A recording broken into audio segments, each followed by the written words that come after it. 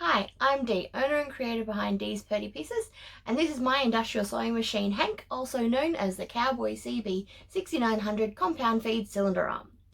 In this video I'm going to be going through the different feet that I got with Hank and how I changed them, and I'm also going to show you how to change the needle in this machine. Okay, so I'm going to start off with an apology. I apologize for the shaky cam. I've set the camera up best as I can so you get a up close and personal view of the foot and all the screws, and it has resulted in a very awkward setup, so there's going to be a lot of shaky cam.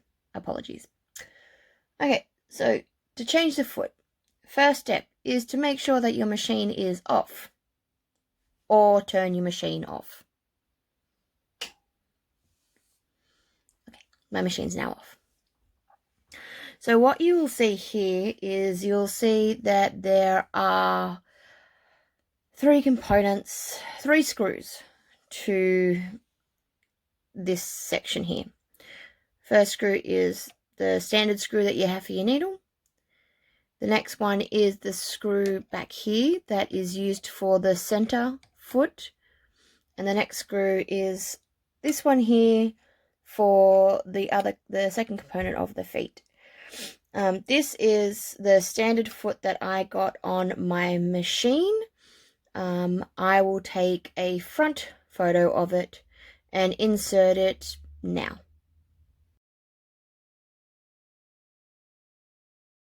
So that's what the foot looks like. There is a 1/8 foot on the right hand side and a 1/4 inch on the left hand side. So in order to change the feet on this machine, my first step would be remove the needle. It's much easier to get things in and out if you're not going to be interfered with by the needle, which could then, you could scrape your needle against the metal of the foot, or you could bend your needle, and that would be a bad idea. So I will unscrew the needle. Now, if it's the first time you're changing your needle, you may find it a little difficult and a little tight to unscrew, but I've done it a couple of times now, so I've kind of worked it. Alright, so I usually don't unscrew it all the way. I leave it enough so that the needles, the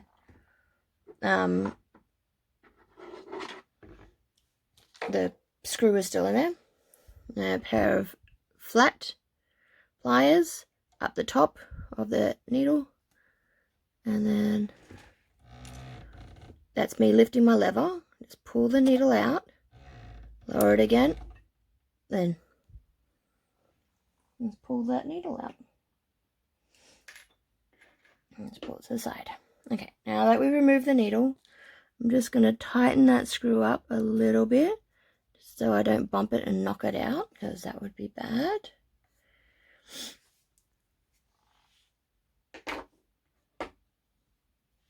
And then behind here is your standard kind of, not standard, but the lever that lifts up your feet on a machine.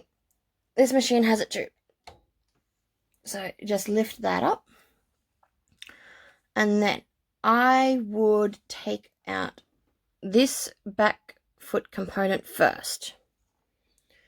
Again, if it's the first time you're doing it, you may find it tight or difficult to do. Now, this is a screwdriver that I got with the machine, and it's magnetized. Yay! Makes life much easier when you don't have a fear that you're going to drop the needle. Just pull that screw out, and look, the foot falls down. Put that to the side. So that's the first component.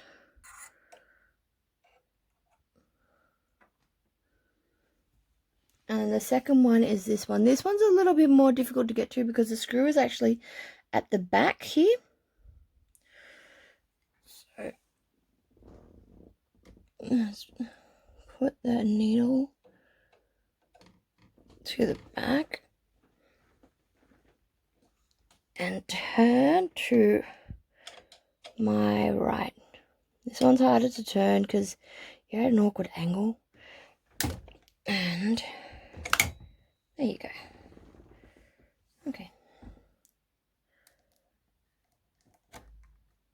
And you pull the foot out, and that's the screw that's at the back. Okay. And apologies. I had to find a battery and charge it to my phone. Charge my phone up. Okay. So we're doing the left toe zipper foot. I would do this back component first. So, oh look, a better view. You can see there's a groove there. And you slide the foot in. Actually, before I do that, at the top of the feet, you'll see that there's this groove compartment. That's where this sits. So when you slide the foot in, you can sit the grooved compartment up into this bar. You get a screw. You push it in.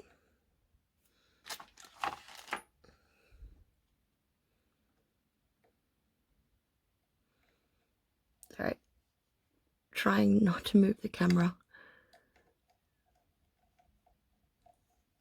And screw it in place.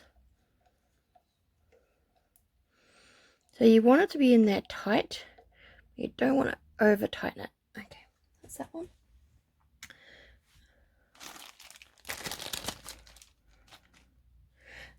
Also with the feet, the center foot comes with its own screw, but the back foot doesn't.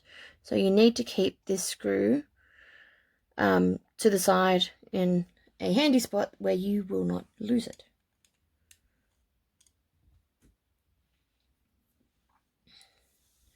So we're going to slide this one in place over this middle bar here.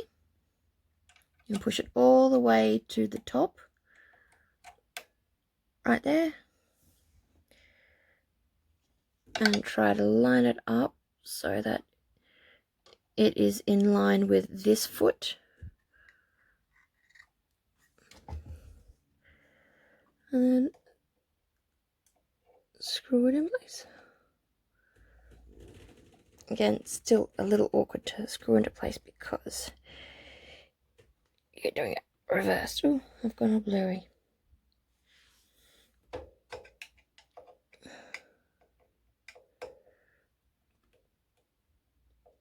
And that's it. That is screwed into place. So this is the left toe zipper foot, which means, and you drop this, when you have a zipper, you can, actually I'm just going to change the view, so excuse me. Oop. There you go. Change the view a little bit. Put it back to focus. Apologies for the dash jumpy. I'm manually holding it. So that you can get up nice and snug in that zipper. Just like that. Now I'm going to admit this is the only foot I have used for this machine.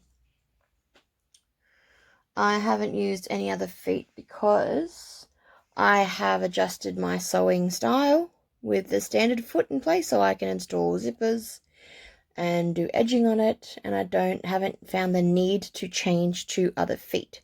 I've also found that with this zipper foot,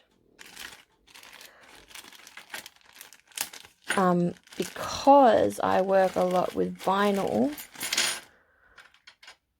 when there's a lot of height differences, it will chew my vinyl because you can see there are little teeth on the bottom, whereas the standard foot doesn't have any. It's flat. Okay, let's go on to the next feet. Okay, so this is the right toe zipper foot. It just means that this one is on the right hand side. So again, you can get up nice, close and personal with the edge of your zipper. When you're installing zipper or top stitching or whatever you need to do,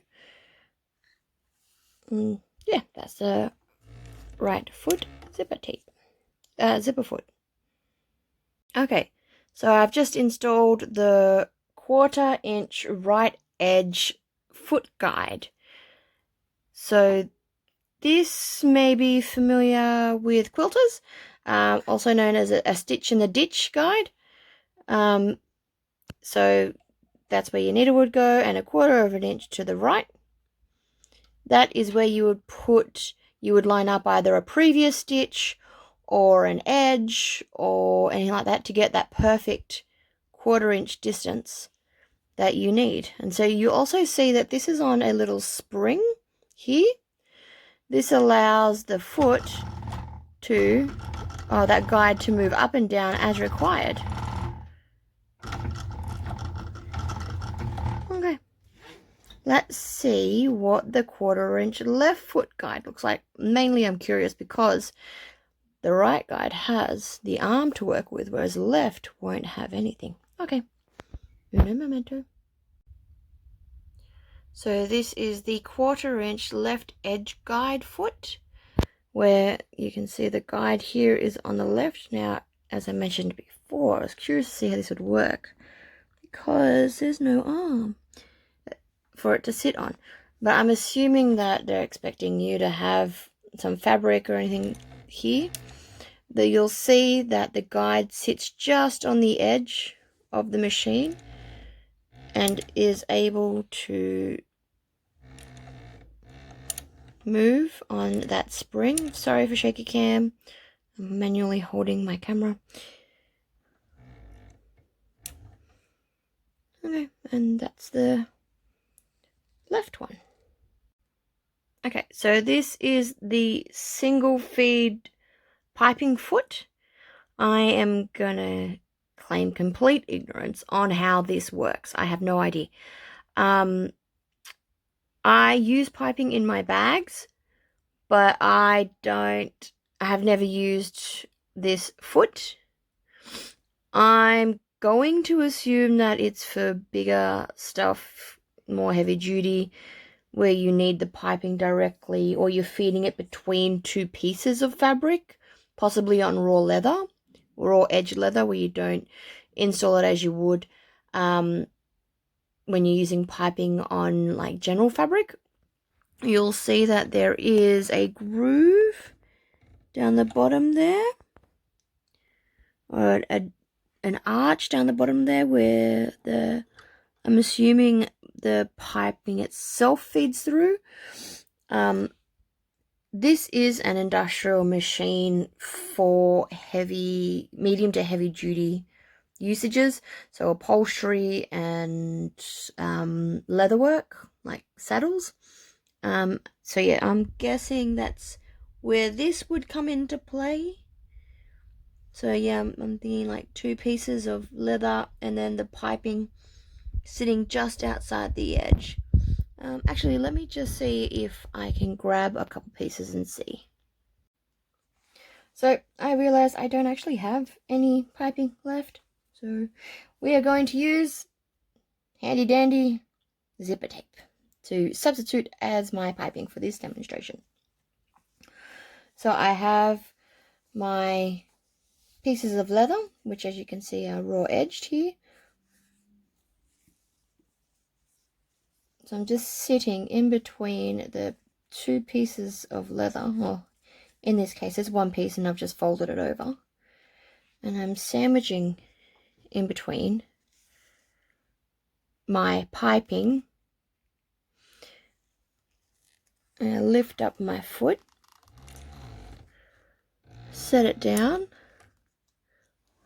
lining up the central foot with the edge of my leather, and then you can actually see it does sit quite nicely the tape does sit quite nicely in that little groove there that the foot has. I'm guessing that's how you would use the piping foot. If you know any better, please feel free to leave a comment below and educate me. I'm more than happy to learn something new. Okay, next and final foot is the double piping foot. I'll just change that over and I'll show you what it looks like. Okay, here is the double piping foot. I've looked at it. I cannot figure out how you would use it at all in the slightest. You can see the two archways where the piping would sit.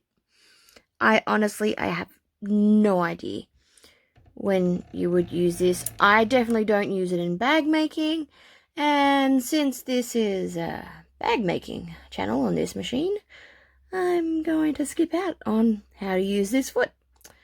Okay, so that is all the feet done. You do get an additional bag of bits and pieces, spare feet. So I'm going to install the new needle. If you go back to the beginning, you'll see that I unscrewed this screw here, and not all the way, but with a pair of pliers, I held onto the needle and then pulled it out. I have yet to drop a needle down there, and I don't want to. That's why I use pliers. I use size 18 needles.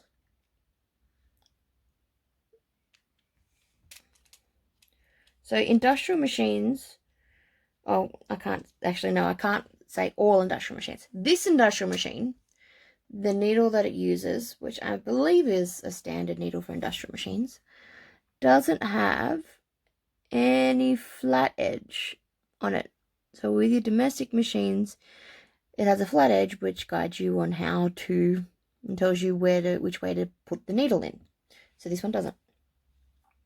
What it does have is a groove. Can you see see that groove there? Alright, best I can do. That groove has to sit exactly to the left. So when you're looking at your machine front on, the groove will sit on the left hand side of the bar. So you put the needle in, push it up, and there's the groove. Actually, you can see my nail running down it. That's the groove there. Now I'm looking at it and I can see that it is not directly to the left. It's actually shifted somewhat to the front. So it takes a little bit of finessing to move it directly to the left. That's about it there. The other thing is you want to make sure that the needle is completely and utterly all the way to the top. If it is not all the way to the top, when you go to sew, especially on straps, you will notice skip stitches. Feel free to ask me how I know. It is not the nylon, it is not your thread's fault. It is just that your needle wasn't in far enough. Did you see that? My needle wasn't in far enough. That's why pliers are handy. Okay, so now that we have the needle in, and I believe it is far enough, you can tighten it.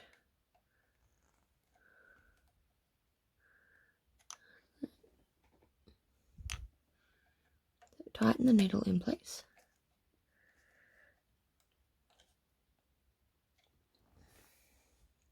That's it there. I'll get my thread.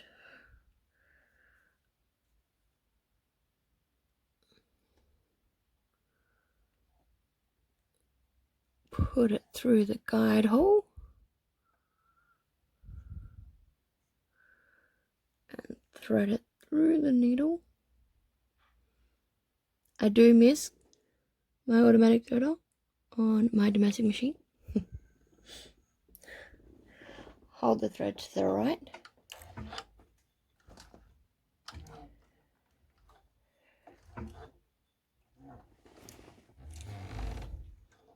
Pick up your bobbin thread and pull that out. And there you go. You have successfully inserted a new needle. No, wait. You've inserted a new needle. Let's do a test run and see if I have successfully inserted a new needle. I'll grab a scrap piece of fabric. 1 second. Okay, so I have a piece of what was supposed to be a bag strap, but somehow I messed up with it. I can't remember what I did wrong. So anyways, it's always handy to have something like this lying around to test your stitches. So just put that under my foot. As if I'm top stitching. Hold your tails to the back. You don't want them to get caught up on the down feed and then around your bobbin case. That's bad. Ask me how I know. Right, so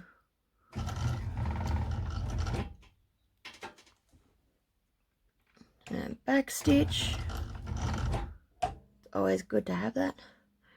And back forward, and let's take it for a little ride and see how the stitches come out now that we have put in a new needle.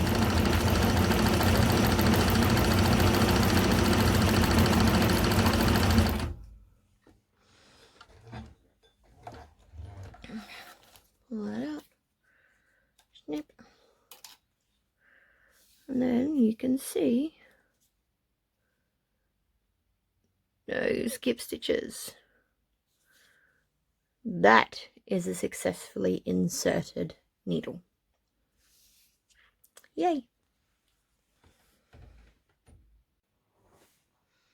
Okay, well, thank you for watching my video. That is all the feet and how to change a needle. If there is anything you would like me to show again or go over a bit further, please let me know in the comments and I will endeavour to do so. Either, have a go at figuring out what the double piping foot is used for and if it can be applied to bag making. Actually, I might have a look at that anyway, just in case. Thank you for watching this video, and if you have any content you'd like to see using this beast of a machine, please let me know in the comments. Thank you. Alright, bye.